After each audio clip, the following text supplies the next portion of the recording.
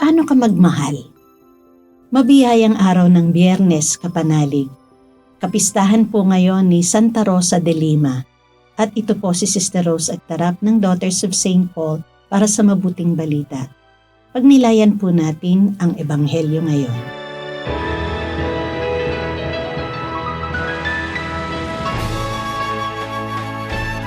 Narinig ng mga Pariseyo na napatahimik ni Jesus ang mga Saduso at sumang-ayon sila sa kanya. Kaya't sinubukan siya ng isa sa kanila na isang guro ng batas sa tanong na ito. Guro, ano ang pinakamahalagang utos ng batas? Mahalin mo ang Panginoon mong Diyos ng buo mong puso, ng buo mong kaluluwa, at ng buo mong pag-iisip. Ito ang una at pinakamahalagang utos. Ngunit may isa pang ikalawa na tulad nito. Mahalin mo ang iyong kapwa gaya ng iyong sarili. Sa dalawang utos na ito, nabubuod ang buong batas at mga propeta.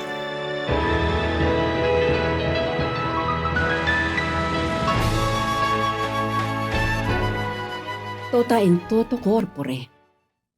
Hala, nakaka-nosebleed ba? Kapanalig, galing ito kay San Tomas Aquino. Ito raw ang kabuuan sa buong katawan. Para mag-gets nating mabuti, di ba? Sinabi ng ating Jesus Maestro na ang buong puso, buong kaluluwa, buong pag-iisip natin, i-focus sa pagmamahal sa Diyos. Kapag sinabing puso, hindi lang ito yung tumitibok na heart. Ang kaluluwa, hindi lang ito yung hating hininga. Ang pag-iisip, hindi lang ang utak na nasa ulo natin.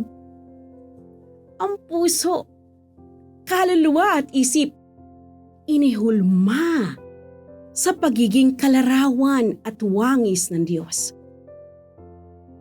Ang puso ay ang pinakamlihim na kaibuturan at santuwaryo ng tao. Ang kaluluwa, ang spirito na inihinga sa atin para magkabuhay tayo. Ang pag-iisip, ang kakayanang makakilala at makaunawa sa tinig ng Diyos. Matatawag natin ito na ating persona. Ang ating sarili na utos din ng ating Jesus Maestro na mahalin ang kapwa. Tulad ng pagmamahal natin sa ating sarili. Iisa rin ang kahulugan. Ang heart, soul, and intelligence ay kabuuan ng ating sarili. Kapag sa mga prayers natin, kapanalig, nasasambit natin, I love you, Lord. Sa kapwa naman, expression din natin ang loves kita. Madaling sabihin, pero paano naman ang gawa? Si Saint Rose of Lima na ipinagdiriwang natin ngayon, halimbawa siya ng tunay na nagmamahal sa Diyos at kapwa ng kanyang buong puso, kaluluwa at pag-iisip. Sa praise songs ng mga kabataan ngayon, makahulugan ang laman ng kanta na we are called to la la la la la la la la la la la la la have more. We should go and love God and those around us, 'cause the Lord first loved us all. La la la la la love.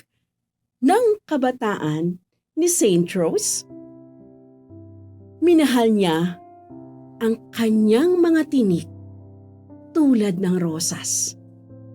3 times a week siyang nag-aayuno in secret.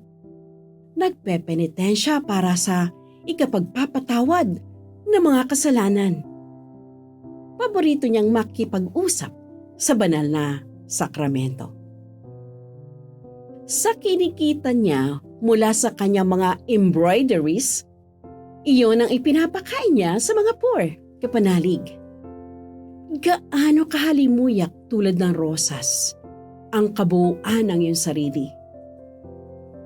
Mahalimuyak ba ito? Sa Diyos?